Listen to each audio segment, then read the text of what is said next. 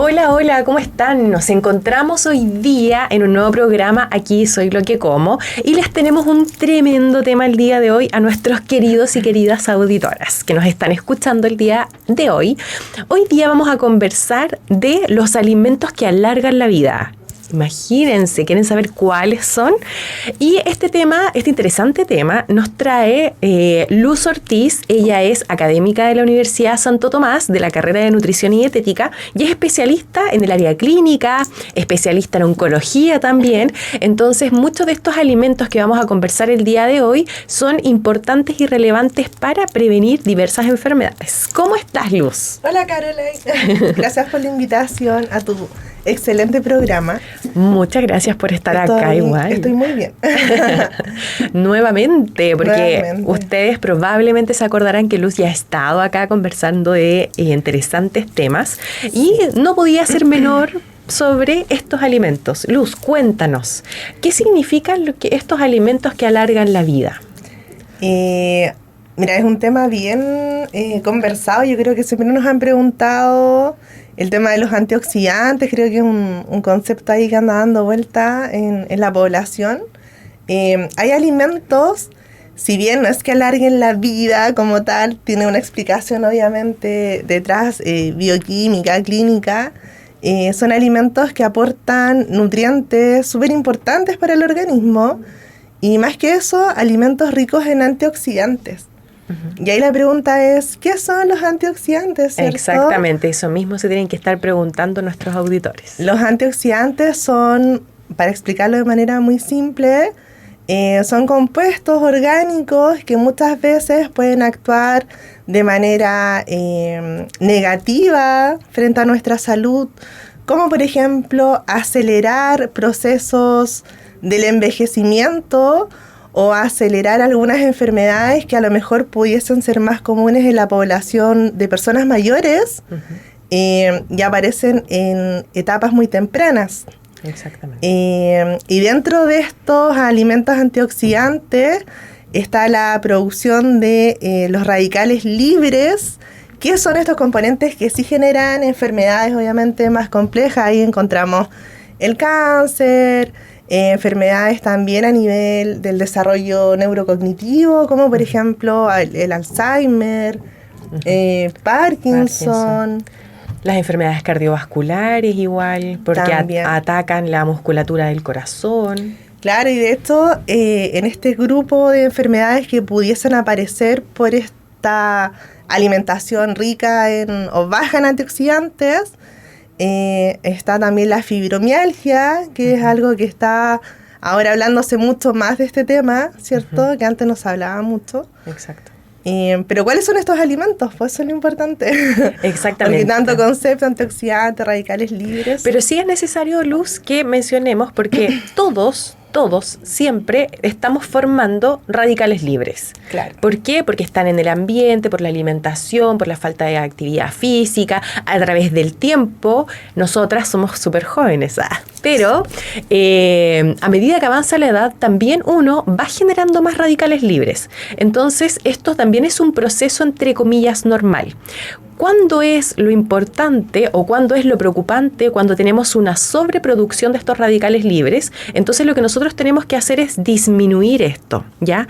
Y para disminuir esta formación de radicales libres se encuentran los alimentos que presentan antioxidantes, y que eso es lo que nosotros vamos a conversar ahora. ¿Cuáles son estos alimentos, querida Luz? ¿Cuáles son esos alimentos? ¿Cuáles creen ustedes que son? Yo creo que ya saben, porque muchas veces nosotros se han conversado, ¿cierto? Y en diferentes medios de comunicación, en las noticias, por ejemplo, se habla de esto, pero sí es importante que porque probablemente en TikTok también salgan estos alimentos que presentan antioxidantes.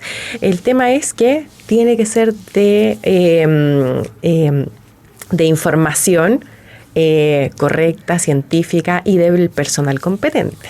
Claro. Bueno, dentro de estos alimentos hay varios que nosotros consideramos dentro de estos alimentos que alargan la vida por todas las propiedades que les explicamos recién. Están, por ejemplo, los famosos frutos secos. Uh-huh. Los frutos secos, que si bien son alimentos que nosotros recomendamos a toda la población, Sabemos que es un poco más difícil de repente adquirirlo porque tienen un costo más elevado, pero no son los únicos. También están los pescados. Uh-huh. Y acá en nuestra zona tenemos harta cantidad, ¿cierto?, de pescados. Y algo que es mucho más accesible son las verduras. Sobre todo las verduras de hoja verde. Mientras más verde la verdura, más cantidad de antioxidantes tiene. Así es. Entonces ahí encontramos, no sé, la lechuga, la espinaca, uh-huh. la acelga, la rúcula, uh-huh. que son alimentos que son mucho más accesibles y que obviamente podemos incorporar en nuestra alimentación de manera diaria. Exacto. Lo mismo que los frutos rojos, por ejemplo. Los frutos rojos, conocidos como, no voy a decir la palabra en inglés porque me va a salir mal.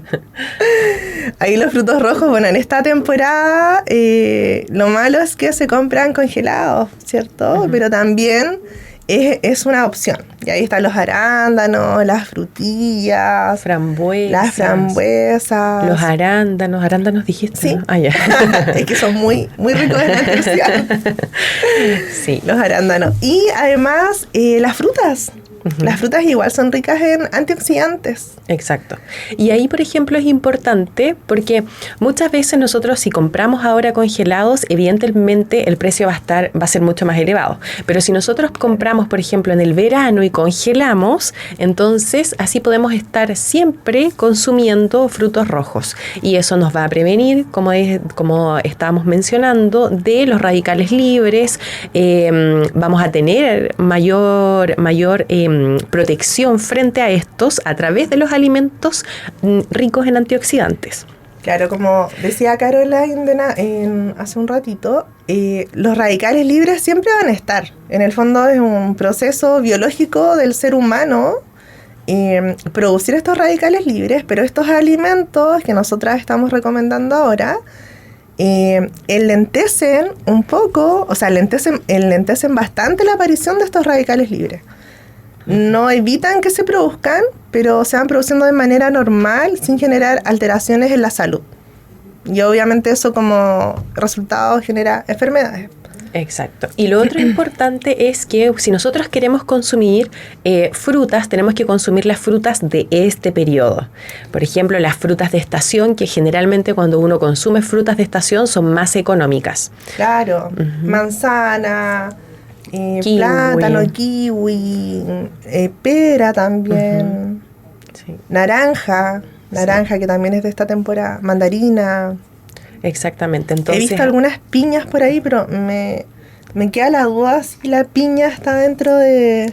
La piña nosotros actualmente la vemos siempre, todo el año, entonces ahí es importante identificar en qué periodo está más económica, porque efectivamente algunas veces en ciertos supermercados viene esta promoción de una piña, entonces eso también puede ser beneficioso. Y ahí es importante, por ejemplo, congelarla, picarla, congelarla, no es que uno tenga que consumirla al tiro, sino que se puede congelar también y vamos obteniendo los diferentes nutrientes de los alimentos a través de esta congelación. Claro, igual que la frutilla, no sé si se han dado cuenta, pero tenemos frutilla todo el año. Uh-huh. Y creo, no sé, pensando en 2 años atrás, 3 años atrás, la frutilla no estaba en esta temporada. No, solo en el verano. Claro, entonces ahora está, pero obviamente va a tener un costo un poco más elevado. Uh-huh.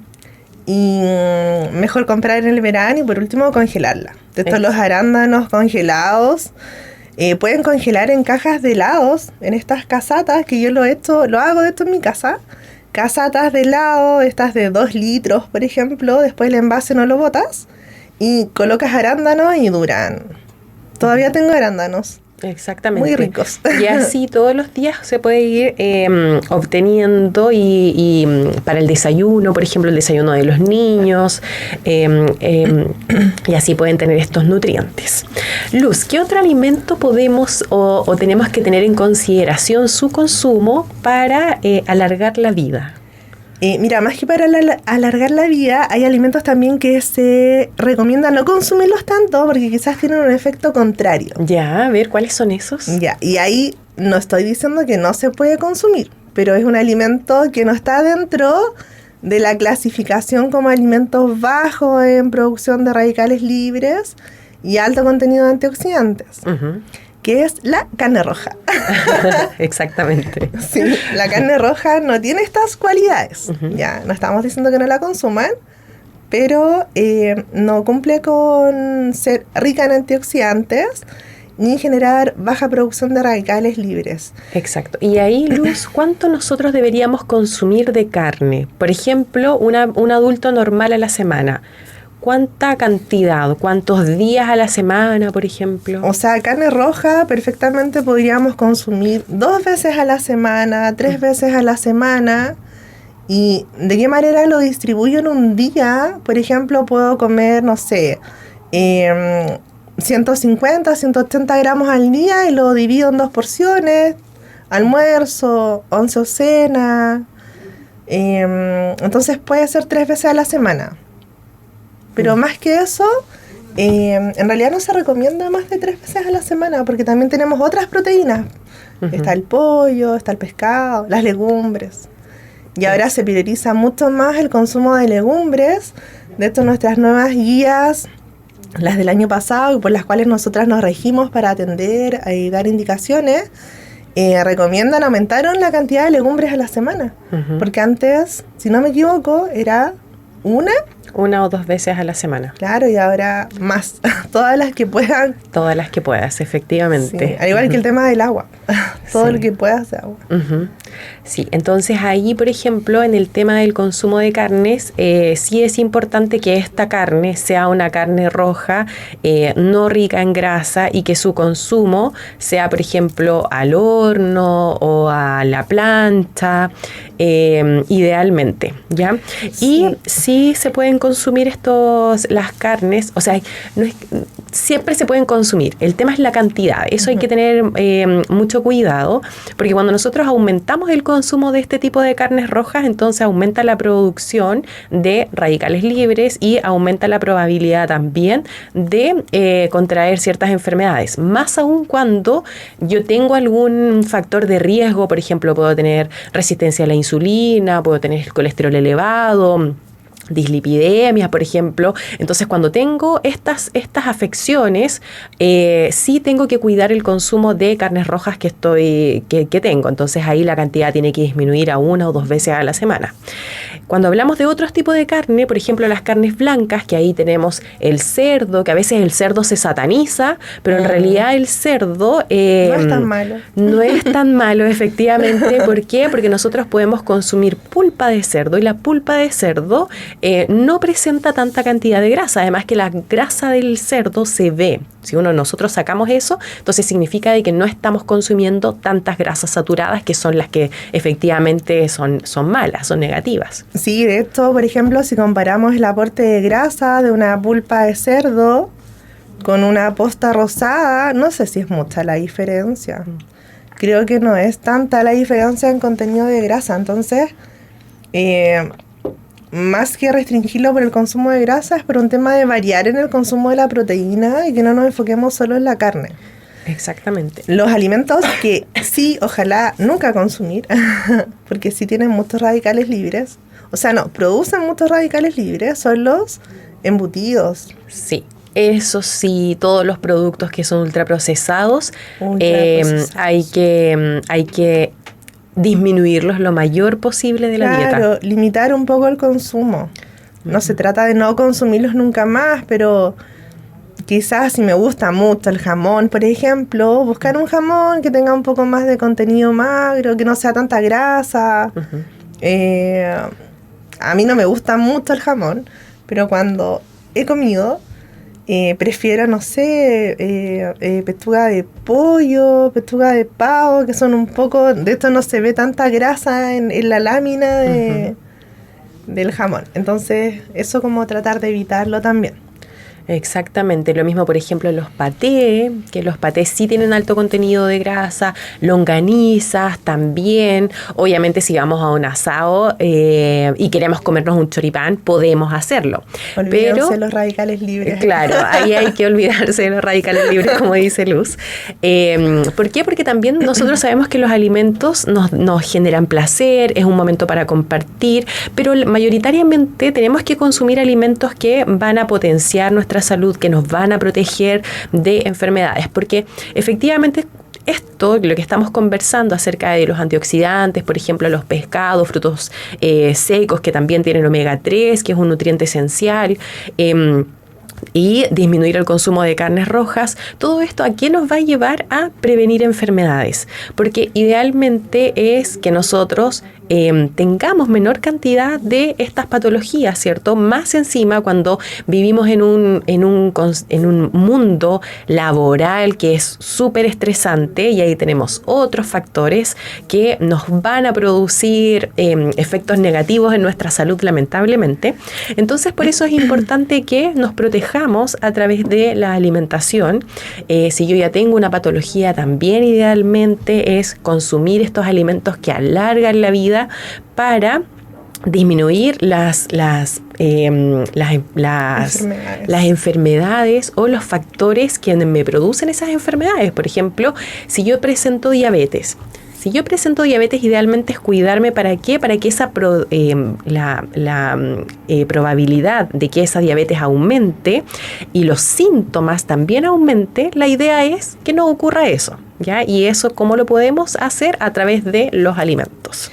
Sí, bueno, ahí donde hablamos de diabetes, están igual los cereales integrales, que también son ricos en antioxidantes, todo lo que tiene fibra en realidad, ¿ya? Alimentos con harina integral, claro, más semillas.